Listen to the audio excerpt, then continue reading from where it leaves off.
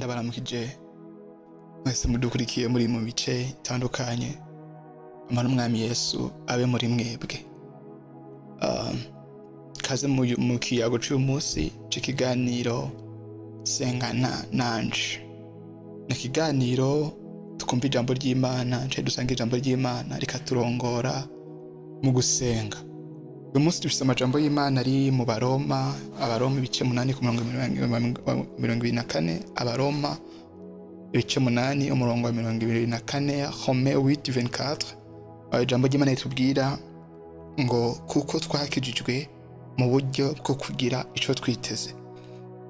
Ariko icari citezwe iyo kibonetse ntikiba kicitegwa. Ico umuntu abonye yoba akicitega ate? Ni ijambo ry'Imana tugiye guhagarara kuri uyu munsi mu gusenga. Muri ijambo ry'Imana ngiye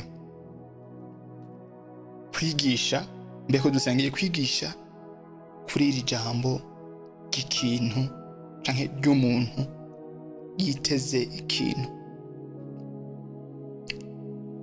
Shokari umaze imisi senga ku kintu kanaka, situation kanaka, ingwara kanaka, ikibazo kanaka ntaco nzi, ariko umwami Yesu we yazanye iri jambo kugira ngo mfashanye nawe gusenga, kugira ngo nsengane nawe uyu munsi. Arazi ikintu ufise umwitezeko, arazi ikintu ufise ugomba ko gukorera. Rero ni wewe muntu iri jambo ryajeko, wowe ufise ico witeze. Ibagira ivy'Imana yakoze sivyo ijambo rye ritumbereye, ku ijambo ry'Imana ryatubwiye ngo ariko icari citezwe kibonetse ntikiba kicitegwa. Bisobanura ngo ivy'Imana yishuye canke ivy'Imana yavivuye, ivy'Imana yakwishuye ko sivyo two turavuga. Ndiko mvuga ku kintu utabonera inyishu. Urahanwa ngo mwami Yesu, aha nabe ari wewe useruka. Mwami Yesu, kuri iyi ngwara nabe ari wewe unkiza. Nagiye kwa muganga, abaganga bambwiye ngo ntibishoboka. Ndetse nagiye kwa muganga, abaganga bambwira wewe imisi yo kubaho yawe kwawe irageruye. Umva narabajije abantu kwikiri kazo mfise, bambwira yuko bidashoboka ahataho babonye umuntu afise ikibazo nk'ico mfise atabako. Ivyizigiro vyanje biraheze, ivyizigiro vyanje ndiho niteze kutazobona igisubizo. Sero ivy'abantu bavuga, sero ivyo muganga yambwiye, ndiho ndindiriye urupfu.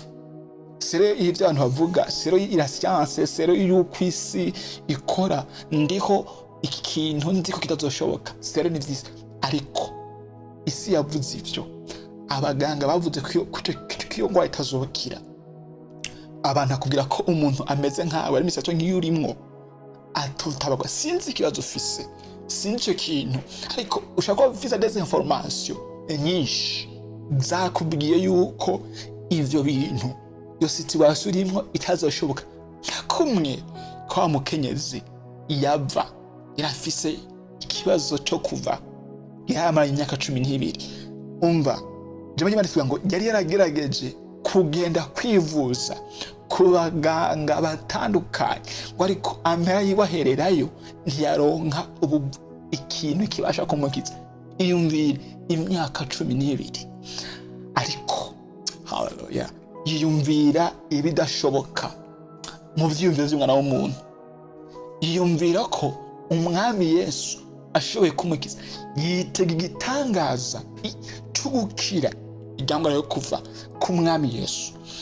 Ivyo abadokiteri batashoboye kumureba namwiheje kugira ngo wewe wamukenyeze sero kuntu twana situation yawe, genda umenyere iyo situation, uzorinda upfa ugifite ikibazo cyo kuva. Ariko ashidu avutugwa n'ukwizera, arimvya ngo uyu muntu ngize imisi numva Yesu avuga, uyu muntu numvise ivyigo byo kwa umuri impumyi, byuko akize bimuga. ibi nubwo abadokiteri banyijeje ko bidashoboka, nubwo bambwiye ko nkwiriye kubana naco n'iki kibazo kugeza igihe mpfuye, uyu muntu yakoze ibi, reka mbarikirize yava iyari ndamukurikira. Yafashe urugendo runini akurikira Yesu yari amushikiriye. Yesu ari mu igugu ryinshi, yagiye gukiza umuntu ari amagara mukunda gukiza. Uyu mugore amubonye mu bantu benshi aragenda, kwera kuntu mwica bisere byari bimeze. Umuntu ava yari umuntu akwire kuba ukwiwe kwawe nyine. Yesu n'umuntu ahumanye nizere byemeye kwaje mu bantu, aragenda ariruka nibimaramare abantu bakabimenya banshibura. Ariko reka mperse mu by'abantu bambyumvira canke bavuga ko jewe mpumanye nakwiye kujana. Yafise ibintu byinshi agwana navyo, yafise ivyumviro byinshi agwana navyo, aragenda arapersa agwana n'ivyo vyiyumviro vy'uko abantu bamubona, vy'uko abantu bamwumvira, vy'uko ahumanye nakwiye kuja mu bantu. Arabigwana, aragwana navyo, aragenda araca mu bantu. Cyangwa Imana tugira ngo akora ku buyonga canke ku ruhande ku gace k'impuzu ya Yesu. Niko kwizera kwe kwari kumeze, ni mukora ko gusa afise ivyizire konza gukira. Cyangwa Imana tugira ngo amaze kumukorako ikibazo cyo kirahagarara. Yesu abyumvise ngo arahagarara, avuga ngo hari umuntu ankozeko. Petero amubwira ati mwigisha, abantu bagukikuje ni benshi, gutwa ngo hari umuntu ankozeko. Avuga hari umuntu akoze kandi numvise ubushobozi bumvuyemo. Ninde nkonzeko bamukenyeze mu bimaramare byinshi ko yazi afite abantu batako mumanye. Ariko yakira igitanda cyo ngo ni jewe nafite ikibazo kimeze gutya. Ariko Yesu avuga ngo wow ukwizera kwawe kuragukije. Yagize ukwizera kumuha gupersa, kumuha kurengana, kumuha kurengera abantu bavuga, kumuha kurengera imico yakiriya gihe, kuma kurengera igugu ry'abantu ryari rihari. Aragenda akora ku buyonga bwa Yesu, yizigiye ko ubushobozi buri muri Yesu, butari muri Yesu gusa, buri no mu mpuzu ziwe. Ngo kuvuga nayo ushaka kuba bidakushoboka bitewe n'ikwazo mfise, abantu boca bangwanya, boca bombuza kuvuga. Nako reka ngende nkore ko muziyobora igitangaza. Nico kintu ngusaba nawe, rengeje bakubwiye ko umusore ameze nk'adashaka kurongora, birengeje bakubwiye ko umwigeme ameze nk'aho adashaka kubakora. Inzabaza kenshi dukunze kugira muri society, jewe bambwiye ko ntarabisi ntorongorwa. Umva, Yesu akubwiye ngo unyite, nikazo kimwe gusa, unyiteze ko iki ngo twakijijwe mu buryo bwo kugira ico twiteze. Wakurikiye Yesu mu buryo bwo kugira ico witeze. Yesu n'umwami wawe, umwami wawe ashoboye byose. Niyo mpamvu akubwira ngo unyiteze kwiki, margeza kubeko bidashoboka, we azi ko bishoboka. Nibitariho avyita ibiriho, n'ibyo byona bidashoboka atavyoca. Umva, Yesu aha kuvyara, kwibaruka abagore badafise igitereko, aha kwibaruka abagore barengeje imyaka yo kuvyara. Umva, Yesu ashoboye byose. Akubaza uriteze, byo kwitegana bisaba ukwizera. Nuko ayo kwizera ufise, kuko icyo kintu biteze ku mwami dushobora gukorera. Kuko ni mu kwizera twakira igitangaza, ni mu kwizera twakira igitangaza, ni mu kwizera Yesu agiye gukora icyo kintu mwiteze ko. Icyo kintu cananiye abadokiteri, icyo kintu cananiranye, icyo kintu icyo kintu kidashoboka, ni mu kwizera mu izina rya Yesu Kristo kigiye kugishikako. Nta kindi kintu ugiye gukora, no kwizera. Mbega urizeye? Tugiye gusenga Imana, ariko ndagusabe wizere.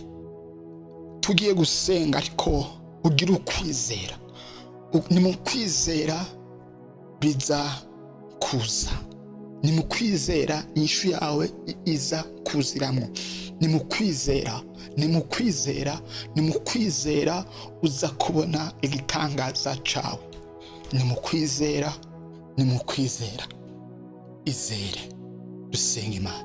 Nimba takwizera ufise, senga Imana. Ushobora hari biguhungabanya, ubu depression, bitewe n'ibitutsi bararushe mu mutima, ariko kuruha kwawe ntigutere kutizera. Umva kuruha, mu Rwanda bavuga ngo kunanirwa, kuruha mu mutima ntibigutere kutizera.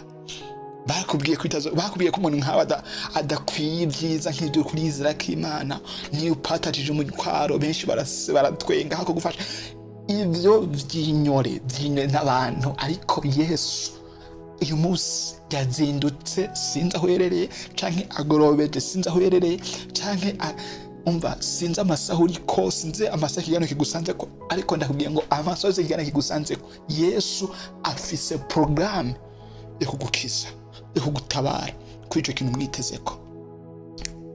Ndagusaba canke gusaba ikintu kimwe, kumwizera. Tuye gusenga. Data mu izina rya Yesu Kristo, ndagushimira ku ijambo ryawe rifise ubukingo. Hallelujah.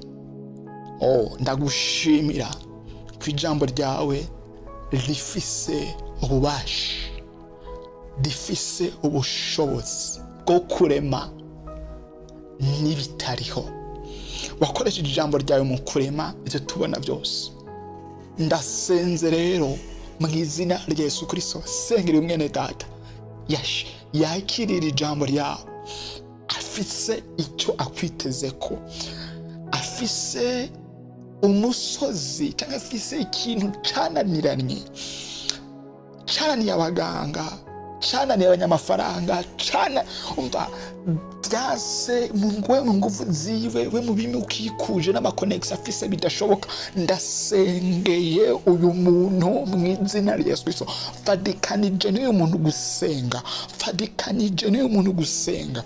Ijambo ryawe ryavuze ngo kuko twakijijwe mu buryo bwo kwico twiteze, hazi kibazo kivuga ngo umwiteze kiki Yesu. Uyu muntu rero akwiteze ko gukira, uyu muntu akwiteze ko gutabazi, afise deni rigananiranye, afise deni rigane mu twaya mu gasho, afise ubukene burenze, agizimisa gusaba akazi, yageje kuja kwa applying atandukanye, yageje kuja gusaba akazi atandukanye, byaransa gumaronka inyishu ivuga ngo oya. Ndasenze mu izina rya Yesu Kristo, mfadikanije n'uyu muntu kwizera igitangaza, mfadikanije n'uyu muntu kwizera igitangaza, nkwezi igitangaza uyu muntu akwiteze ko. Au nom puissant de Jésus, au nom puissant de Jésus, Yesu Kristo, ndabizi uragambiriye guha ico umuntu wese akwiteze ko. Ndabizi uragambiriye guha icyo umuntu ariko arasengana nanje umwanya akwiteze ko. Ndasenze Imana mu izina rya Yesu Kristo, reka icyo umuntu wese akwiteze ko, ariko arumviriza, ariko arasenga uyu mwanya, reka icyo umuntu wese akwiteze ko kimumanukire, kimushikire, kimugereho mu izina rya Yesu Kristo. Nimba ari indwara yari musonze, reka bugukira au nom puissant de Jésus. Iyo ngwara idisparese, niyo ubikora Yesu, ndasenze mu izina rya Yesu Kristo. Iyo ngwara nikire, uyu muntu yagize arena dossier, arondera akazi, arena dossier, yumva icyo yokora, afite uruhagara rw'icyo yokora, yageje kurondera umutayi biranka, ndasenze mu izina rya Yesu Kristo, akazi nikaboneke. Uyu muntu yakwiteze akazi, ndasenze mu izina rya Yesu Kristo, akazi nikaboneke. Uyu muntu yakwiteze ku ruvyaro, amaze imyaka asenga, amaze imyaka arindiriye, yageje kuja kwa muganga kwipimisha, asanga ameze neza, asanga nta kibazo afise, mugabo nta kibazo afise, mugabo nta kibazo afise, byagaje kwivuza atandukanye ko biranka. Agizimisi asenga, akwiteze ko umwana. We wahaye umwana Sara afise imyaka 90, we wahaye umwana Sara afise imyaka 90, umwana Elizabeth ashaje. Ndasenze mu izina rya Yesu Kristo, ndasenze uyikibondo mwami, ikibondo y'umuntu acakire mu izina rya Yesu Kristo. Uyu muntu akwiteze ku ruvyaro agwakire, niyakire uruvyaro, wa muntu witeze uruvyaro akira uruvyaro mu izina rya Yesu Kristo. Sinzi abantu uri kurasaba Imana, ariko ndasenze mu izina rya Yesu Kristo ngo igitereko cyawe cuguruke mu izina rya Yesu Kristo. Wibungenge nk'abandi bagore, witwe mama w'abandi, witwe papa naka. Imana iguhindurira nyirizina witwa muvyeyi mwizina rya Yesu Kristo akira ico wari witeze ku mwami Yesu. Yesu rekura gukira kuri umuntu wese afise ingwara kanaka, ingwara niranye, rekura gukira ku ngwara zose. Uyu muntu arasenga sa gukira, reka yakira gukira mwizina rya Yesu Kristo. Uyu muntu ariko arasenga asa kwishyurirwa ideni. Yesu Kristo aya madeni afise ageze ahantu yumva kugira ngo twere ndasenze ureme ukwishyura iri deni, wacinzira ahatari inzira. Nibuka Abisirayeli bari kwigitukura, inyuma yabo hari ingabo za Farawo baracana barajumararirwa, barimva bigenza gute, ahantu tuhava gute. Babwira Mose turapfuye turaheze, raba imbere yacu hari kiyaga, inyuma hari Farawo n'ingabo ziwe, twe tujahe. Akubwira Mose jambo nakunze, bwira Mose ati Mose bwira Abisirayeli boye kurira, be guhagarika umutima, kuko Abanyegiputa babonye umunsi batazigira soye kwabona ucinzira mu kiyaga. Vyari ibintu bitarigera biboneka, byari ibintu bitarigera bibaho muri histoire y'isi. Yari amateka, cyari ikintu kigitangaza wewe ushoboye. N'ubu ndasenze ndakwiteze kigitangaza ugiye gukorera uyu muntu, kandi umuntu wakwize kigitangaza ndabizi kubishoboye. Ndasenze ngo uyu muntu ucinzira aya madeni ariwe remo sherebosa egome tanga provision sheka marebosa. Ndasenze nkwega umuntu aze kora ideni ry'umuntu, uyu muntu abone Imana, uyu muntu abone haleluya, abone ubutabazi. Ndasenze mwami warekuye uri kurarekura ibyantu wakwiteze ko. Ndasenze haleluya. Ndasenze mu izina rya Yesu Kristo, ndasenze mu izina rya Yesu Kristo. Umuntu wese ari karaboroga, umuntu wese ari kararira, uyu ukeneye ishuri, tanga des provisions bakeneye ubuzi, des provisions imidangi idumari bakeneye imfunga, des provisions mana tanga uburyo bakeneye uburyo, bakeneye amafaranga. Cinzira tanga ivyumviro, tanga ibyo umuntu yokora. Nabonye umuntu icyumviro umuntu akabona ico gukora. Ndasenze mu izina rya Yesu Kristo, mana ico umuntu wese akwiteze ko ukimushitseko, kuko wabigambiriye. Haleluya, wabigambiriye. Nawe uyu muntu yizeye rekorebosa, reka ico yizeye kimushikeko. No puissant Jésus. Haleluya. Ndagushimiye Yesu, ndagushimiye kubikoze, kubikoze. Habwa icubahiro mu izina rya Yesu Kristo. Amen. Yesu aguhezagira kuranyumviriza. Imana iguha umugisha.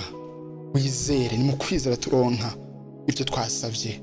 Yesu agugire neza, aguhe ico umwiteze ko, kandi wizere ko bakironse. Ntushidikanye, wizere ko bakironse. Yesu aguhezagire.